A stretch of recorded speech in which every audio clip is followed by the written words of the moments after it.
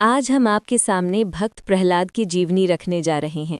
प्रहलाद ने दैत्य कुल में जन्म लिया था, जिसके माता पिता दैत्य जाति से थे। दैत्य कुल में जन्म लेने के पश्चात भी वो भगवान विष्णु की भक्ति में लीन रहता था। इसी कारण आज तक उसका नाम भगवान विष्णु के सबसे बड़े भक्तों के रूप में लिया जाता है।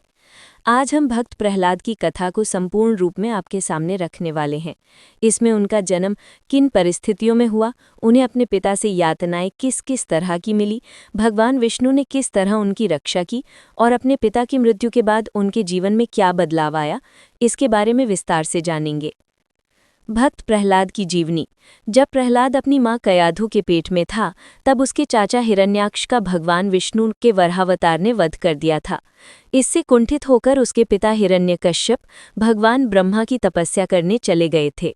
इसके बाद दैत्य नगरी में हिरण्यकश्यप को ना पाकर देवताओं ने वहां पर आक्रमण कर दिया था।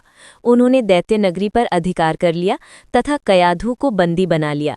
इंद्रदेव कयाधु को बंदी बनाकर अपने साथ ले जाने लगे कि नारद मुनि ने उन्हें रोक दिया। नारद मुनि ने इंद्र से कहा कि तुम एक गर्भवती स्त्री पर अत्याचार नहीं कर सकते, और वो भी तब जब उसके गर्भ में भगवान विष्णु का भक्त पल रहा हो। भक्त प्रहलाद की विष्णु भक्ति। इसके पश्चात नारद मुनि कयाधु को इंद्र के चंगुल से छुड़ाकर अपने आश्रम में ले आए तथा हिरण्यकश्यप की तपस्या पूर्ण होने तक अपने आश्रम में रखा। इस दौरान नारद मुनि कयाधु को हरि भजन सुनाते व भगवान विष्णु की कथाओं का विस्तार पूर्वक वर्णन करते। नारद मुनि के इन वचनों का सकारात्मक प्रभाव कयाधु के गर्भ में बल रहे अजन्मे प्रहलाद पर भी पड़ रहा था। यही कारण था कि जब उसका जन्म हुआ तब वो विष्णु भक्त बना। उससे पहले उसके 4 बड़े भाई भी थे, जिनका जन्म दैत्य नगरी में ही हुआ था, किंतु उनमें से केवल प्रहलाद ही विष्णु भक्ति में लीन रहता था। प्रहलाद का दैत्य नगरी लौट जाना। इसी बीच हिरण्यकश्यप की तपस्या समाप्त हो गई तथा भगवान ब्रह्मा से उसने तीनों लोकों में सर्वशक्तिशाली होने का वरदान प्राप्त कर लिया।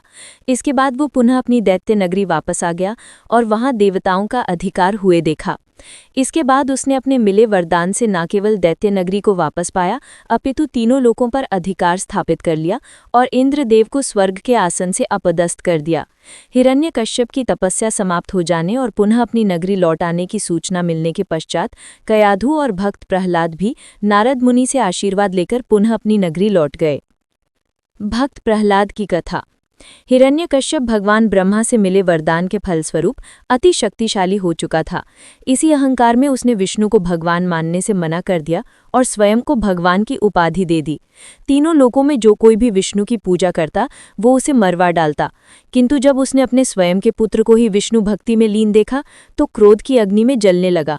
उसने प्रहलाद को मारने की कई बार चेष्टा की, लेकिन हर प्रयास असफल सिद्ध हुआ। उसने प्रहलाद को पागल हाथियों के सामने फेंकवा दिया ताकि वो उनके पैरों के नीचे कुचल के मारा जाए। सांपों से भरे कुएं में फेंकवा दिया, ऊपर पर्वत की चोटी से नीचे खाई में फेंक दिया, बेड़ियां बांधकर समुद्र में फेंकवाया, अस्त्र शस्त्र से मरवाने की कोशिश की, अपनी बहन होलिका के द्वारा अग्नि में जलवाने की कोशिश की, लेकिन हर बार प्रहलाद के प्राणों की रक्षा करने स्वयं भगवान विष्णु आ जाते। प्रहलाद के पिता हिरण्यकश्यप की मृत्यु। एक दिन जब हिरण्यकश्यप प्रहलाद के ऊपर अत्याचार कर रहा था, तब भगवान विष्णु का क्रोध अत्यधिक बढ़ गया।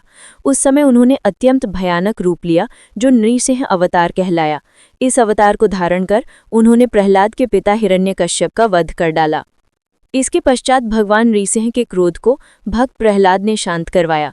भगवान नृसिंह ने भी अपने नन्हे से भक्त प्रहलाद को बहुत स्नेह दिया तथा उसे अपने पिता के राज सिंहासन पर स्थान दिया।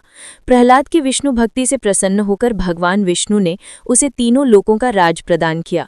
इसके पश्चात भगवान नृसिंह पुनः भगवान विष्णु में समा गए। प्रहलाद का तीनों लोकों का राजा बनना। अपने पिता की मृत्यु के पश्चात प्रहलाद तीनों लोकों का राजा बन गया।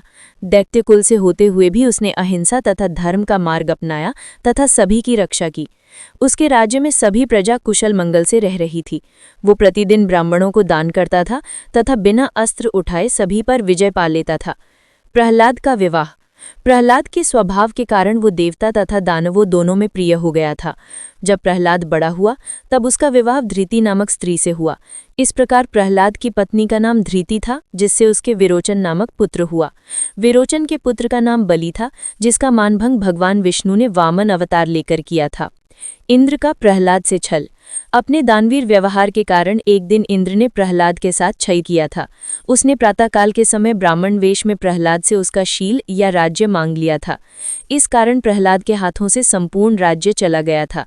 इससे क्रुद्ध होकर दैत्यों ने देवताओं पर आक्रमण कर दिया था। प्रहलाद की मृत्यु। इंद्र के पास छल से लिया गया राज्य ज्यादा दिन नहीं टिका और प्रहलाद पुनः दैत्य नगरी का राजा बन गया। फिर कई और वर्षों तक प्रहलाद ने राज किया और फिर एक दिन अपने पुत्र विरोचन को राज्य का भार सौंपकर स्वयं मोक्ष प्राप्त करने चले गए। इस प्रकार प्रहलाद ने अपना संपूर्ण जीवन भगवान विष्णु की भक्ति, सदाचार, धर्म की स्थापना करने में बिताया। प्रहलाद के इसी व्यवहार के कारण ही वो दैत्य कुल में जन्म लेने के पश्चात भी भगवान विष्णु का सबसे प्रिय भक्त बन गया था। इस तरह से आज आपने भक्त प्रहलाद की जीवनी जान ली है, जो धर्म के मार्ग से शुरू होकर उसी पर ही समाप्त होती है।